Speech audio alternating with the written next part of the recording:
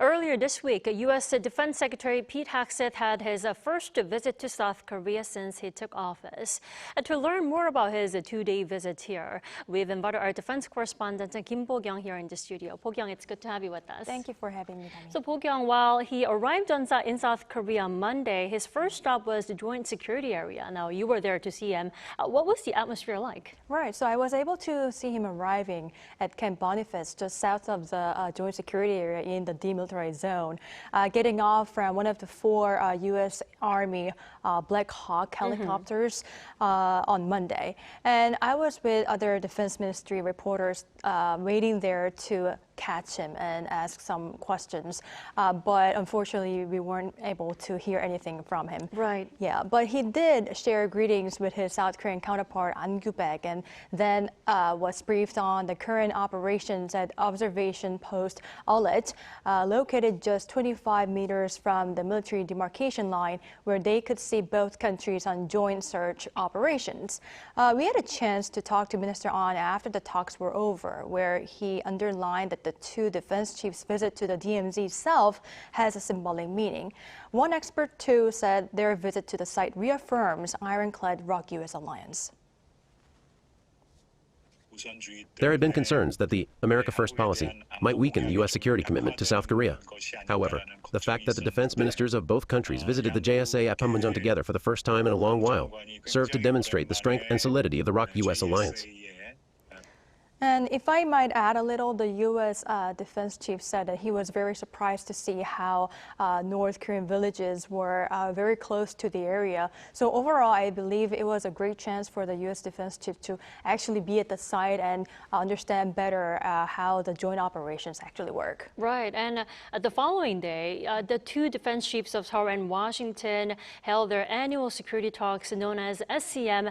How did that go? Tell us the key takeaways from the discussion. Right. So on Tuesday, the 57th edition of the annual defense talks, the security consultative meeting was held between the two defense chiefs. The joint communique is yet to be released as the two countries are still negotiating the details that are going to be on the joint fact sheet. Mr. Hegseth, in fact, himself said there are no differences in the two countries' views and are only waiting for the other areas to be ironed out. But he did vow support across departments in a deliberate manner regarding the nuclear-powered submarines, which Trump recently gave approval to.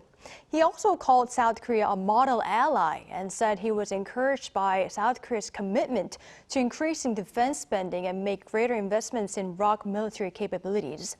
These words actually appeared again when he had a meeting with President Lee Jae-myung, proud to see South Korea's efforts to strengthen its defense capabilities by increasing the budget and acquiring cutting-edge conventional forces, he said, and added that Washington will actively support these efforts while calling Seoul the most exemplary ally.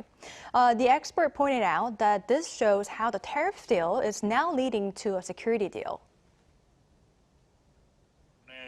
Although there are some disappointing aspects to the recent trade negotiations, they have nonetheless concluded. And in fact, South Korea made quite a few concessions. Virtuous cycles should continue to be made. Economic cooperation leading to security cooperation, and security leading back to economic.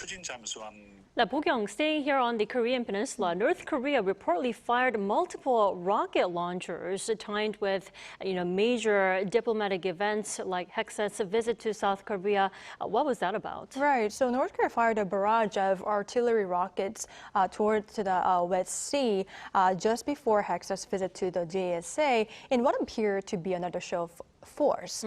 Pyongyang is believed to have used 240mm long-range multiple rocket launchers capable of striking targets up to 60 kilometers away with extended range rounds, which would put Seoul and the surrounding area within range if launched from near Kaesong.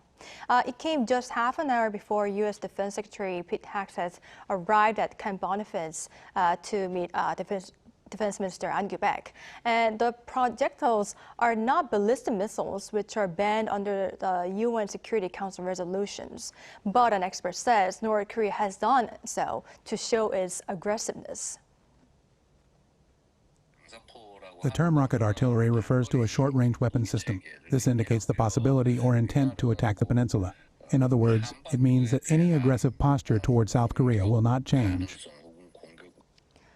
Regarding the Defense Intelligence Agency's report that North Korea is prepared to carry out another nuclear test on short notice if its leader Kim Jong-un decides to do so, the same expert said since March 2023, when Pyongyang unveiled the tactical nuclear warhead known as Hwasan-31, the possibility of a nuclear test has remained open since then, and that whenever North Korea is technologically ready, it will go ahead with it.